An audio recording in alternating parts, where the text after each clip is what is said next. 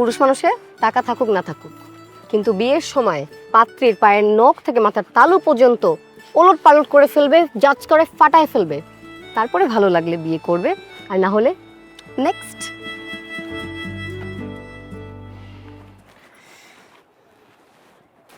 প্রশ্ন নাম্বার 1। আমি আসলে কোরবানির জন্য পশু কিনতে আসিনি, তাই উলট পালট করে জাজ করে ফাটায় ফেলার প্রয়োজন বোধ করছি না। হাঁটি।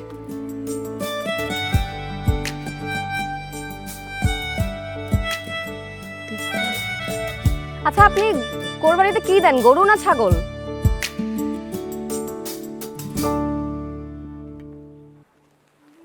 জানেন, আমার না গ্যামোফোবিয়া আছে। কি আছে? গ্যামোফোবিয়া, বিবাহ ভীতি। অসম্ভব। এখনকার মেয়েরা তো বিয়ে করার জন্য পাগল হয়ে থাকে। কোথায় গিয়ে ব্রাইডাল মেকআপ নিবে, কোন ফটোগ্রাফারকে দিয়ে ছবি তোলাবে, কোন ডিজাইনার কাছ থেকে নিজের লেহেঙ্গা ডিজাইন করাবে, তারপরে ওই যে আছে না হলদি নাইট, মেহেন্দি নাইট, পারলে তো 31st নাইটও বিয়েতে ঢুকায় ফেলে। আমি না, আমার না বিয়ের কথা শুনলে কেমনই লাগে। কেন? জানি না, মনে হয় বিয়ে করলে নিজেকে হারায় ফেলবো। I have a dream.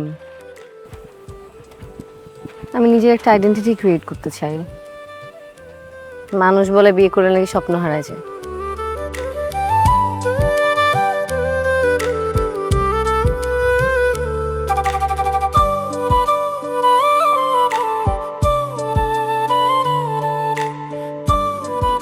আপনি কিছু বললেন না?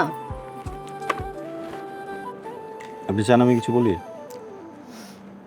না মানে নর্মালি এখানেই মানুষ বলে যে আরে না না সবকিছু ঠিক হয়ে যাবে, অথবা বলে স্বামী ভালো হলে স্বপ্ন মরে না।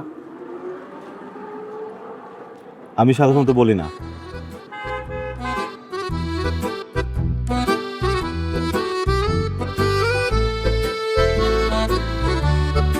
আপনি কি একটু কম কথা বলেন? না তো, আমি কম কথা বলি না, আবার বেশি কথাও বলি না।